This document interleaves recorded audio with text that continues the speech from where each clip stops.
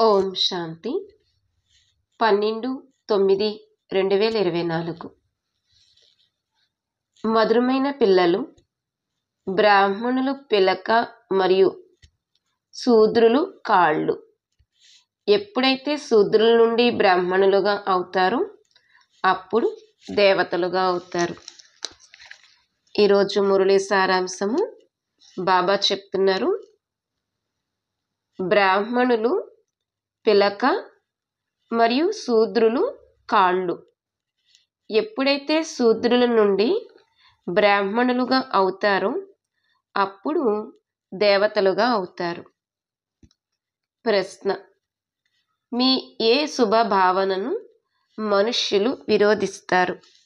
జవాబు: ఈ పాత ప్రపంచం అంతమై కొత్త ప్రపంచ స్థాపన జరగాలని మీకు శుభభావన ఉంది. కావున ఈ పాత ప్రపంచం ఇప్పుడింకా వినాశనం అవ్వనున్నది అని మీరు అంటారు. దీనిని కూడా మనుష్యులు విరోధిస్తారు. మరొక ప్రశ్న: ఈ ఇంద్రప్రస్థపు ముఖ్యమైన నియమం ఏమిటి?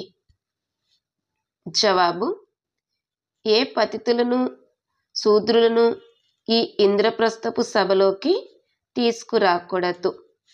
ఎవరైనా తీసుకువచ్చినట్లయితే వారికి కూడా పాపం అంటుకుంటుంది. ఓం శాంతి. ఆత్మిక పిల్లలకు ఆత్మిక తండ్రి కూర్చుని అర్థం చేయిస్తారు. మేము మా కోసం మా దైవీ రాజ్యాన్ని మళ్ళీ స్థాపించుకుంటున్నాము అని ఆత్మిక పిల్లలకు తెలుసు. ఎందుకంటే మీరు బ్రహ్మకుమారి కుమారులు. ఇది మీకే తెలుసు. కానీ మాయ మిమ్మల్ని కూడా మరిపింపజేస్తుంది.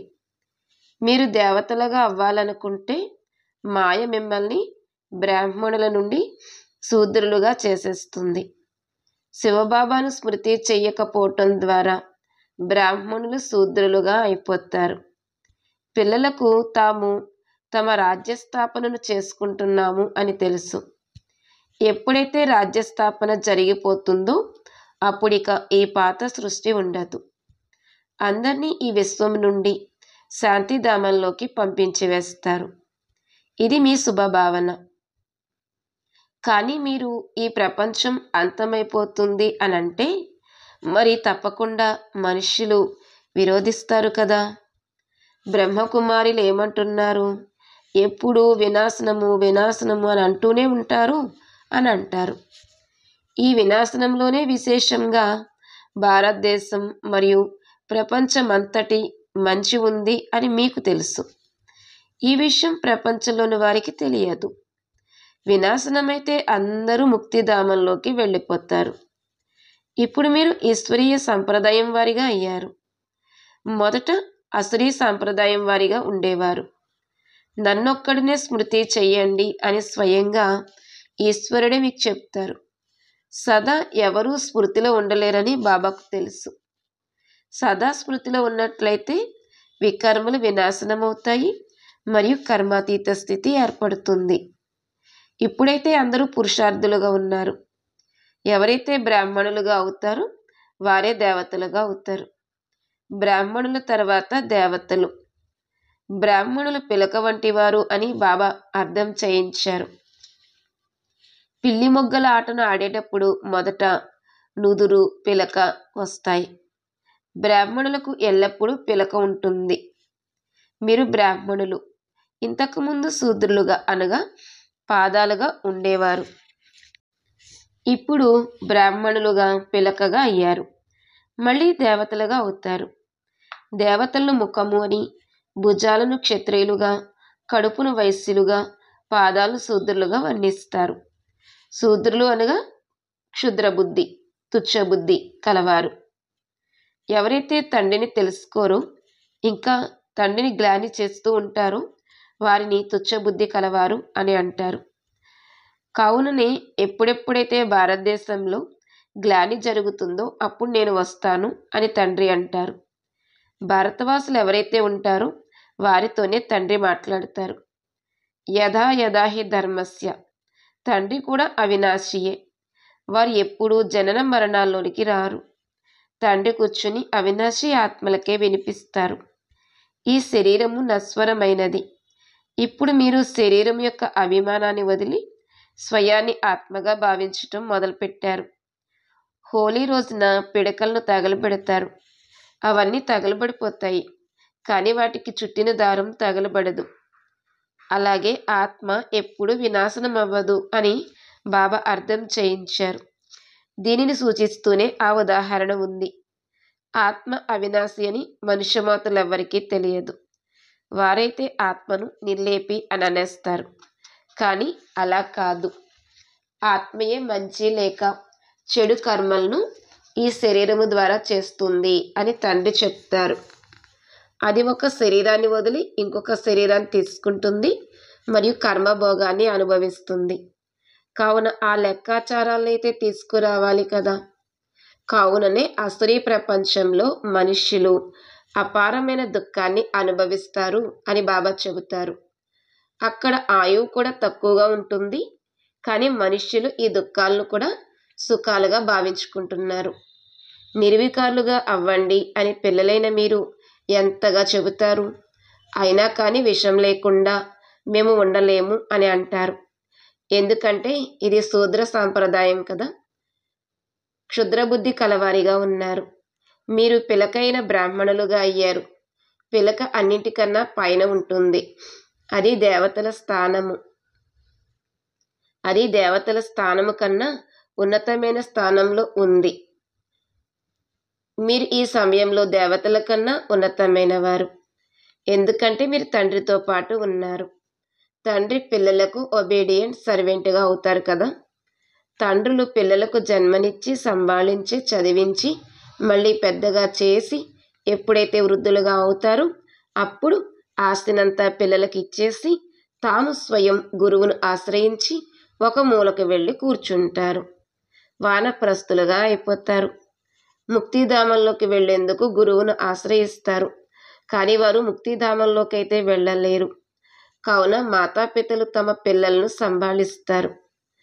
తల్లి రోగగ్రస్తమైతే పిల్లలు మల విసర్జన చేస్తే తండ్రి ఎంత ఎత్తవలసి వస్తుంది కదా. కావున మరి తల్లిదండ్రులు పిల్లల సేవకులే అవుతారు కదా. మొత్తం ఆస్తినంతటినీ పిల్లలకి ఇచ్చేస్తారు. నేను చిన్నపిల్లల వద్దకు రాను, మీరు పెద్దవారే కదా, కూర్చుని మీకు శిక్షణ ఇస్తాను అని అనంతమైన తండ్రి కూడా అంటారు. మీరు శివబాబా పిల్లలుగా అవుతారు, కావున బీకేలుగా పిలువబడతారు. అంతకుముందు శూద్రకుమారి కుమారులుగా ఉండేవారు, వేశ్యాలయంలో ఉండేవారు. ఇప్పుడు మీరు వేశ్యాలయ నివాసులు కారు. ఇక్కడ వికారులెవ్వరూ ఉండచాలరు, అందుకు అనుమతి లేదు. మీరు బీకేలు. ఇవి బీకేలు ఉండేందుకు ఉన్న స్థానాలే. కొందరు చాలా తెలివి తక్కువ పిల్లలు కూడా ఉన్నారు. పతితులను వికారాల్లోకి వెళ్ళే వారిని శూద్రులు అంటారని వారికి తెలియదు. వారికి ఇక్కడ ఉండే ఆజ్ఞ లేదు. వారు ఇక్కడకు రాజాలరు. ఇది ఇంద్రసభ విషయం కదా. ఇదే ఇంద్రసభ. ఇక్కడ జ్ఞానవర్షం కురుస్తుంది.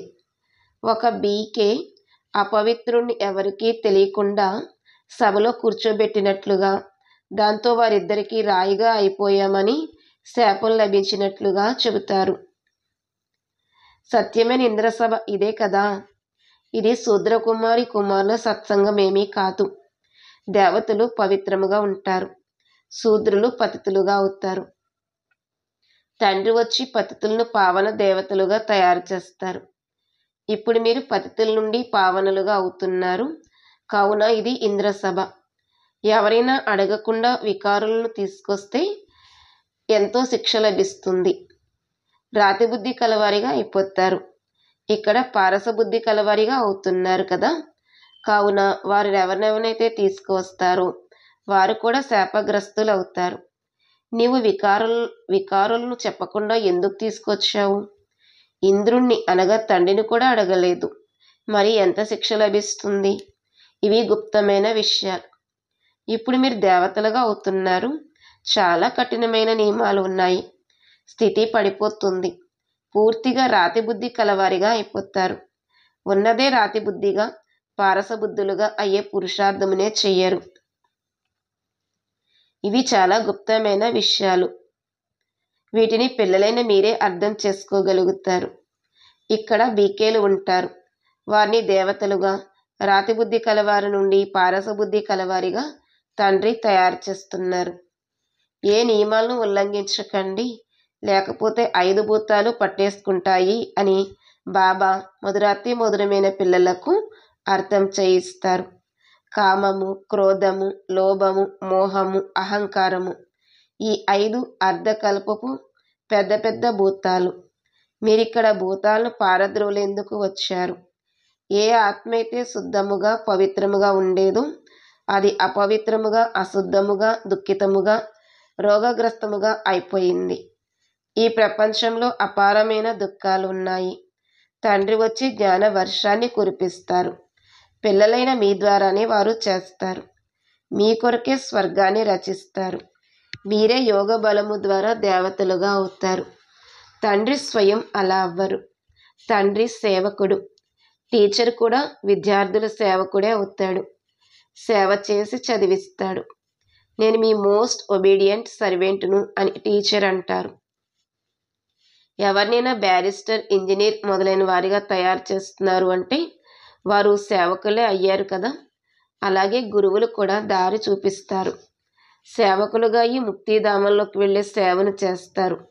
కానీ ఈ రోజుల్లో గురువులు ఎవ్వరూ తీసుకువెళ్ళలేరు. ఎందుకంటే వారు కూడా పతితులుగా ఉన్నారు. ఒక్క సద్గురువే సదా పవిత్రముగా ఉంటారు. మిగిలిన గురువులు కూడా అందరూ పతితులే. అసలు ఈ ప్రపంచమంతా పతితమైనదే. పావన ప్రపంచము అని సత్యయుగమును అంటారు. పతిత ప్రపంచమును కలియుగము అని అంటారు. సత్యయుగమునే పూర్తి స్వర్గము అని అంటారు. త్రేతాయుగంలో 2 కళలు తగ్గిపోతాయి. ఈ విషయాలను పిల్లలైన మీరే అర్థం చేసుకుని ధారణ చేస్తారు. ప్రపంచంలోని మనుషులకైతే ఏమీ తెలియదు. మొత్తం ప్రపంచం వారంతా స్వర్గంలోకి వెళ్తారు అని కాదు. ఎవరైతే కల్పపూర్వం ఉండేవారో ఆ భారతవాసులే మళ్ళీ వస్తారు మరియు సత్య త్రేతాయుగాలలో దేవతలుగా అవుతారు. వారే మళ్ళీ ద్వాపరయుగం నుండి స్వయాన్ని హిందువులుగా పిలుచుకుంటారు. హిందూ ధర్మంలో ఈనాటి వరకు ఏ ఆత్మలైతే పైనుండి దిగి వచ్చాయో వారు కూడా స్వయాన్ని హిందువులుగానే పిలుచుకుంటారు. కానీ వారైతే దేవతలుగా అవ్వరు. అలాగే స్వర్గంలోకి కూడా రారు. వారు ద్వాపరయుగం తర్వాతే తమ సమయానుసారంగా దిగి వస్తారు మరియు స్వయాన్ని హిందువులుగా పిలుచుకుంటారు. ఆది నుండి అంతిమం వరకు పాత్ర ఉన్న మీరే దేవతలుగా అవుతారు. డ్రామాలో ఈ పెద్ద యుక్తి ఉంది. చాలామంది బుద్ధిలో కూర్చోదు, కావున ఉన్నత పదవిని కూడా పొందలేరు. ఇది సత్యనారాయణ కథ. వారైతే అసత్యమైన కథను వినిపిస్తారు. దాని ద్వారా ఎవరు లక్ష్మిగా లేక నారాయణుగా అవ్వరు. ఇక్కడ మీరు ప్రాక్టికల్గా అలా అవుతారు. కలియుగంలో అయితే అంతా అసత్యమే, అసత్యమైన మాయ అని అంటారు. అసలు రావణ రాజ్యమే అసత్యమైనది. సత్యఖండాన్ని తండ్రి తయారు చేస్తారు. ఇది కూడా బ్రాహ్మణ పిల్లలైన మీకే తెలుసు. అది కూడా నెంబర్ వారీగా పురుషార్థానుసారముగా తెలుసు. ఎందుకంటే ఇది చదువు. ఎవరైనా చాలా తక్కువగా చదివితే ఫెయిల్ అయిపోతారు. ఈ చదువు ఒకేసారి జరగజాలదు. బాబా అన్నారు, ఈ చదువు ఒకేసారి జరగగలదు. ఆ తర్వాత చదవడమే కష్టమైపోతుంది. ప్రారంభంలో ఎవరైతే చదువుకొని శరీరాన్ని వదిలి వెళ్ళారో వారు అవే సంస్కారాలు తీసుకుని వెళ్ళారు. వారు మళ్ళీ వచ్చి చదువుతారు. నామరూపాలైతే మారిపోతాయి.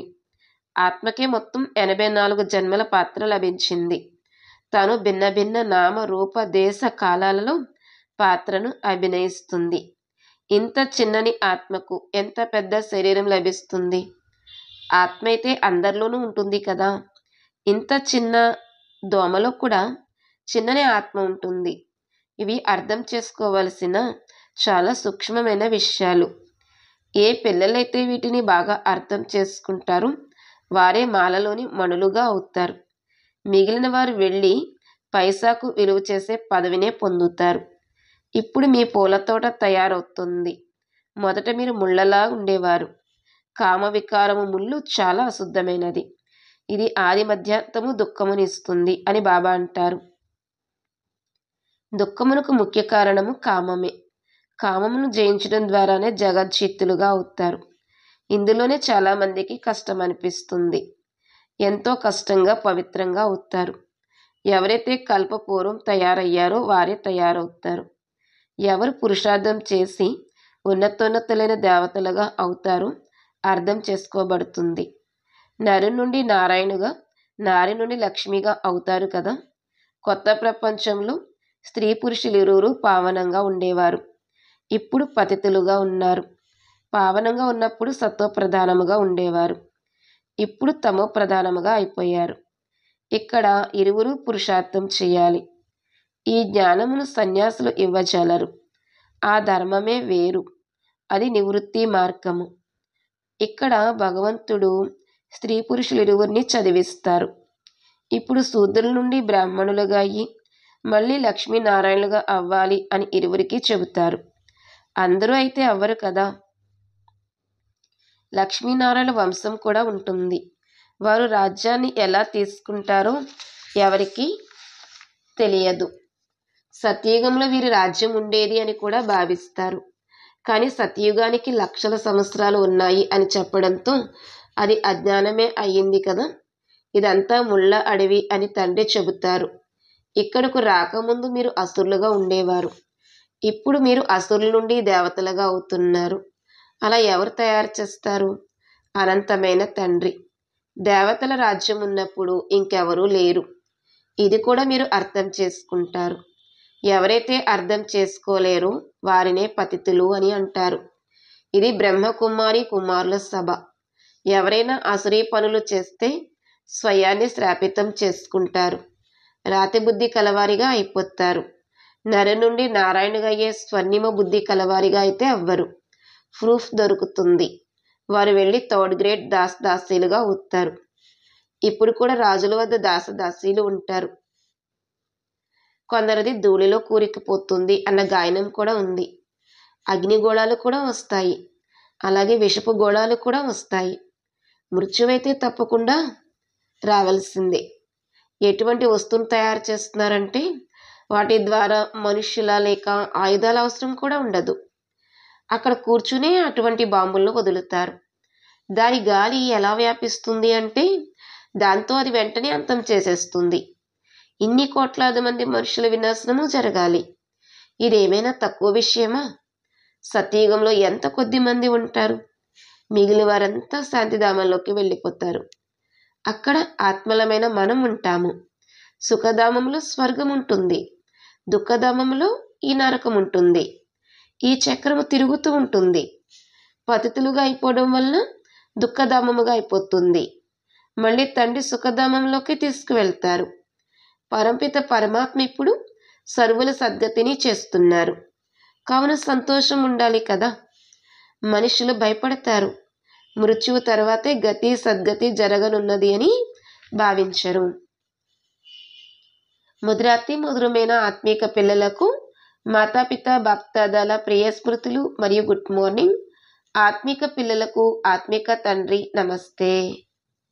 ఆత్మిక తండ్రికి ఆత్మిక పిల్లల యొక్క ప్రియ స్మృతులు మరియు గుడ్ మార్నింగ్ నమస్తే. ధారణ కొరకు ముఖ్య సారము. 1. పూల తోటలోకి వెళ్లేందుకు లోపల కామ క్రోధాల ముళ్ళు ఏవైతే ఉన్నాయో వాటన్నింటినీ తొలగించుకోవాలి. శాపం లభించేలా ఎటువంటి పనులు చేయకూడదు. 2. సత్యఖండానికి అధిపతులుగా అయ్యేందుకు సత్యనారాయణుని సత్యమైన కథను వినాలి మరియు వినిపించాలి. ఈ అసత్యమైన ఖండం నుండి దూరమైపోవాలి. వరదానము. లైట్ ఆధారంతో జ్ఞాన యోగాల శక్తిని ప్రయోగించి ప్రయోగశాలి ఆత్మభవ. లైట్ ఆధారంతో జ్ఞాన యోగాల శక్తిని ప్రయోగించే ప్రయోగశాలి ఆత్మభవ. వరదానం యొక్క వివరణ. ప్రకృతి యొక్క లైట్ సైన్స్కు చెందిన అనేక ప్రకారాల ప్రయోగములను ప్రాక్టికల్లో చేసి చూపిస్తుంది. అలా మీరు అవినాశి పరమాత్మ లైట్, ఆత్మిక లైట్ మరియు తోడుగా ప్రాక్టికల్ స్థితి యొక్క లైట్ ద్వారా జ్ఞాన యోగాల శక్తులను ప్రయోగించండి. స్థితి మరియు స్వరూపం డబల్ 8కు చెందినదైనట్లయితే ప్రయోగం యొక్క సఫలత చాలా సహజమైపోతుంది. ప్రతి ఒక్కరూ స్వయం కోసం ప్రయోగంలో మునిగినట్లయితే ప్రయోగశాలి ఆత్మల పవర్ఫుల్ సంఘటన తయారవుతుంది. స్లోగన్: విఘ్నాల అంశము మరియు వంశమును సమాప్తం చేసేవారే విఘ్న వినాశకులు. విఘ్నాల అంశము మరియు వంశమును సమాప్తం చేసేవారే విఘ్న వినాశకులు. ఈరోజు అవ్యక్త ప్రేరణ పాయింట్: కొంతమంది పిల్లలు ప్రీతిని జోడిస్తారు, కానీ దానిని నెంబర్ వారుగా నిర్వర్తిస్తారు. కొంతమంది పిల్లలు ప్రీతిని జోడిస్తారు, కానీ దానిని నెంబర్ వారీగా నిర్వర్తిస్తారు. నిర్వర్తించడంలో లైన్ మారిపోతుంది. లక్ష్యం ఒకటి ఉంటుంది, లక్షణాలు వేరే ఉంటాయి. ఒకవేళ ఏ ఒక్క సంబంధాన్ని నిర్వర్తించడంలో లోపం ఉన్నా సరే నిర్వర్తించే వారి లిస్టులోకి రాలేరు. నిర్వర్తించడము అంటే నిర్వర్తించడము.